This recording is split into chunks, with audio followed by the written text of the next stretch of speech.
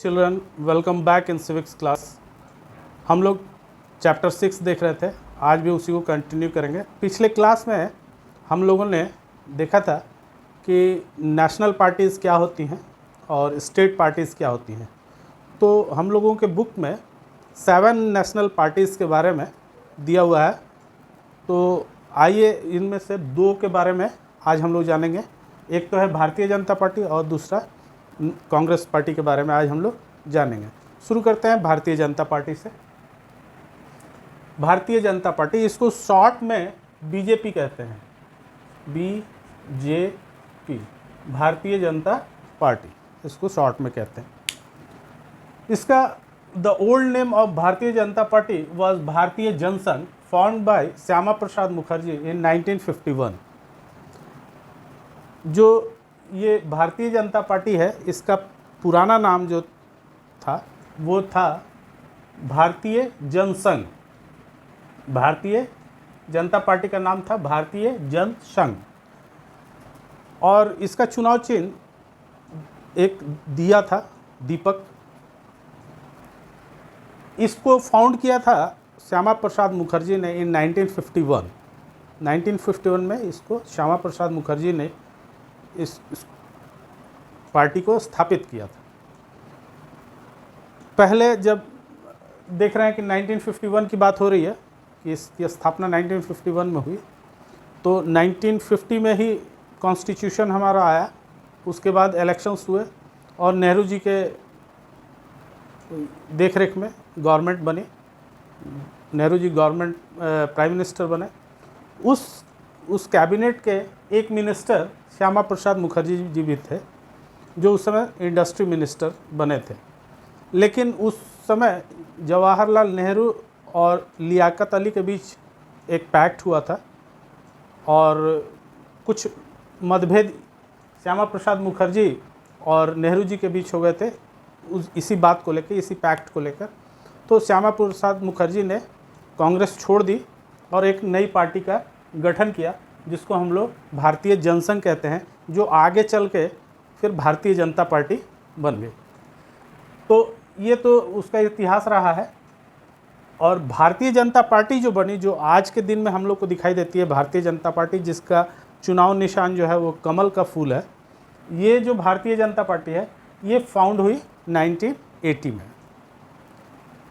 तो आइए इसकी आइडियोलॉजी देखते हैं कि इस पार्टी की विचारधारा क्या है। What are the ideologies of this party. BJP wants to build a strong and modern India by drawing inspiration from India's ancient culture and values. इसका मुख्य जो विचारधारा है वो इस बात पर आधारित है कि ये नेशन को मजबूत करना चाहते हैं और उसको मॉडर्न बनाना चाहते हैं और उसके इन एंशिएंट कल्चर और वैल्यूज़ को ज़िंदा रखना चाहते हैं। जो पुरानी एंशिएंट वैल्यूज़ हैं और एंशिएंट कल्चर्स हैं, उनके आधार पे ही ये आगे की तरफ बढ़ना चाहते हैं। मॉडर्न तो बनाना चाहते हैं नेशन को, लेकिन अपनी पुरानी विचारधाराओं को भी साथ लेकर चलना चाहते हैं। ये ऐसी आइडियोलॉजी इनकी है। इनके एक प्रोमिनेंट लीडर हुए हैं Deendayal Upadhyaya. Deendayal Upadhyaya idea of integral humanism and Antyodaya cultural nationalism is an important element in this conception of Indian national and national politics। अब देखिए, मुख्य रूप से दीनदयाल उपाध्याय जी जो थे, उनकी 2 विचारधाराएं थी और वो विचारधाराएं हैं एक इंटीग्रल ह्यूमनिज्म का और एक अंत्योदय का। ये 2 विचार उन्होंने दिए थे। तो ये दीनदयाल उपाध्याय जी जो थे वो भारतीय जनता पार्टी के एक प्रोमिनेंट लीडर रहे हैं पुराने। उनकी विचारधारा थे इंटीग्रल ह्यूमनिज्म। तो इंटीग्रल ह्यूमनिज्म क्या होता है, इसको थोड़ा सा हम लोग समझ लेते हैं कि ऐसी सामाजिक और आर्थिक मॉडल जिसके केंद्र में मानव हो। क्या? ऐसी स्वदेशी और आर्थिक जो मॉडल हो और जिसके केंद्र में क्या हो? मानव हो, उसको हम लोग इंटीग्रल ह्यूमनिज्म कहते हैं। और दूसरा था अंत्योदय।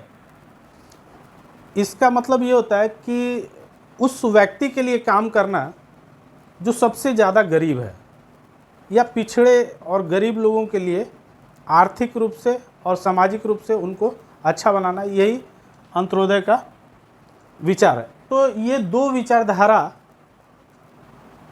जो दीनदयाल उपाध्याय जी ने दिया, इसको पूरी भारतीय जनता पार्टी ने इस चीज़ को अपने आइडियोलॉजी में अडॉप्ट कर लिया, इसको शामिल किया गया है in the basic ideology of BJP. अब आगे हम लोग देखते हैं कि political integration of Jammu and Kashmir with India. इनका एक आइडियोलॉजी रही है शुरू से ही कि जम्मू कश्मीर को इंडिया में पुनः उसका विलय हो जाए पूरी तरह से। विलय तो हो ही चुका था, लेकिन एक आर्टिकल जो 370 थी उसके कारण उसको स्पेशल स्टेटस मिल रहा था। तो इनका शुरू से ही ये बात रही थी, श्यामा प्रसाद मुखर्जी की शुरू से ही ये एक देश एक निशान और एक प्रधान की बात करते थे, है ना, कि एक देश में दो प्रधान नहीं हो सकते हैं। जैसा कि जम्मू कश्मीर का कॉन्स्टिट्यूशन कहता था, वहाँ के कॉन्स्टिट्यूशन अलग बना लिए थे लोग, झंडे अलग बना लिए थे। तो उनका शुरू से ही ये रहा श्यामा प्रसाद मुखर्जी का कि उसको इंडिया में 370 को हटा करके पूर्ण रूप से उसको शामिल कर लिया जाए। और एक बार वो जम्मू कश्मीर गए प्रोटेस्ट करने के लिए, तो वहाँ उनको कैद कर लिया गया और 2-3 महीना के अंतराल के बीच उनकी मौत भी जेल में हो गई। तो ये श्यामा प्रसाद मुखर्जी जी की वहाँ पे मौत हो गई थी। तो इस बात को लेकर हमेशा बीजेपी की आइडियोलॉजी में ये चीज़ रही है कि जम्मू कश्मीर को इंडिया में हमेशा के लिए स्थापित कर देना चाहिए और 370 जैसे प्रावधान को कॉन्स्टिट्यूशन से ख़त्म कर देना चाहिए, जो कि अब ये चीज़ हो चुका है। जब नरेंद्र मोदी की गवर्नमेंट चल रही है, तो अब कश्मीर जो है वहाँ से 370 जो धारा थी उसको हमेशा के लिए समाप्त कर दिया गया है और उसको पूर्ण रूप से वो जो दर्जा, स्पेशल दर्जा दिया गया था कश्मीर को, वो सारा स्टेटस ख़त्म कर दिया गया है। तो एक तो आइडियोलॉजी ये थी उनकी कि जम्मू कश्मीर को इंडिया में हमेशा के लिए शामिल करना, और implementation of uniform civil code for all people living in India. और इंडिया में जितने भी लोग रहते हैं, चाहे वो किसी कास्ट या रिलीजन को बिलीव करते हो, सबके लिए एक यूनिफॉर्म सिविल कोड हो। जो हमारा कॉन्स्टिट्यूशन का आर्टिकल 44 कहता है, वो कहता है कि यूनिफॉर्म सिविल कोड इंडिया के गवर्नमेंट को स्थापित करना चाहिए और इसके लिए कानून लाना चाहिए। आर्टिकल 44 जो है कॉन्स्टिट्यूशन का, वो इस बात का प्रावधान करता है कि इंडियन गवर्नमेंट को चाहिए कि वो इंडिया में यूनिफॉर्म सिविल कोड लागू करे। अब यूनिफॉर्म सिविल कोड इसलिए लागू नहीं हो रहा है क्योंकि कुछ रिलीजन्स हैं जिनके लिए स्पेशल प्रावधान है। जैसे हिंदुओं के लिए हिंदू मैरिज एक्ट बना हुआ है और मुस्लिमों के लिए मुस्लिम एक्ट बना हुआ है ना, कुछ लोग के लिए स्पेशल एक्ट्स बने हुए हैं। तो ये मुख्य रूप से यूनिफॉर्म सिविल कोड 3 चीज़ों पे ही बनना है, और जिसमें से एक पहला मैरिज है, और दूसरा एडॉप्शन है, और तीसरा जो है सक्सेशन है। ये 3 ही पॉइंट्स हैं और इस पे इतना विवाद है, जबकि क्राइम का कानून एक समान है सबके लिए, पूरा ऑल ओवर इंडिया में जितने भी लोग रहते हैं, जितने भी सिटीजन्स हैं, सब एक कानून को मानते हैं। जो क्रिमिनल लॉ है उसको माना जाता है, सिविल लॉज भी एक हैं सबके लिए। तो फिर यूनिफॉर्म सिविल कोड भी एक होना चाहिए, ऐसा हमारा कॉन्स्टिट्यूशन कहता है। और कहता है कि गवर्नमेंट को ये कोशिश करनी चाहिए कि यहाँ पे इंडिया में यूनिफॉर्म सिविल कोड बन जाए और उसके लिए लॉज आए। तो ये भी इनके आइडियोलॉजी में शामिल है कि यूनिफॉर्म सिविल कोड को लागू किया जाए इंडिया में, उसके लिए कानून बने। First time comes in power, ये Bharatiya Janata party first time comes in power in 1998 में ये पहली बार गवर्नमेंट में आई, और 98 से 2004 तक अटल बिहारी वाजपेयी के नेतृत्व में सरकार चली। अटल बिहारी वाजपेयी उस समय प्राइम मिनिस्टर बने, और वो एनडीए के नेता थे। एनडीए जो था वो एक अलायंस था। अलायंस आपको पिछले क्लास में मैं बता चुका हूँ कि अलायंस किसको कहते हैं। एक बड़ी पार्टी के साथ जब कई छोटी पार्टियाँ जुड़ जाती हैं तो उसको एक अलायंस कहते हैं।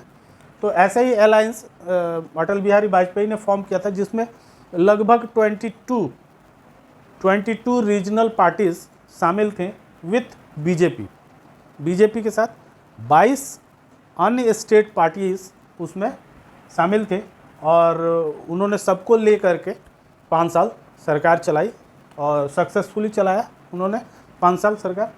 तो 1998 से ये 2004 तक ये सरकार चली। It emerged as the largest party with 282 members in the 2014 Lok Sabha election. 2014 के इलेक्शन में भाजपा सबसे बड़ी पार्टी के रूप में उभरी इंडिया में, और उसने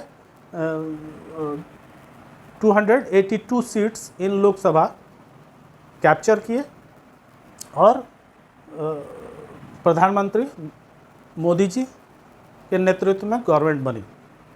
उसके बाद अभी भी still BJP is in power. अभी भी फिर से 2019 में चुनाव हुआ, और उसमें फिर से बीजेपी जीती, और उसके 303 सीट्स हो गए इन लोकसभा। 303 सीट के साथ अभी गवर्नमेंट चल रही है। एट द टाइम अभी वो 303 सीट्स जीत पाए। तो इस तरह हम देखते हैं कि जो पार्टी जनसंघ के रूप में शुरू हुई थी 1951 में, वो धीरे धीरे आज इंडिया की सबसे बड़ी कंट्री, और आप इंडिया की सबसे बड़ी पार्टी, और आप ये समझिए कि ये वर्ल्ड की सबसे बड़ी पार्टी है, एक डेमोक्रेटिक पार्टी है बीजेपी आज के समय में। BJP is also known as rightist party.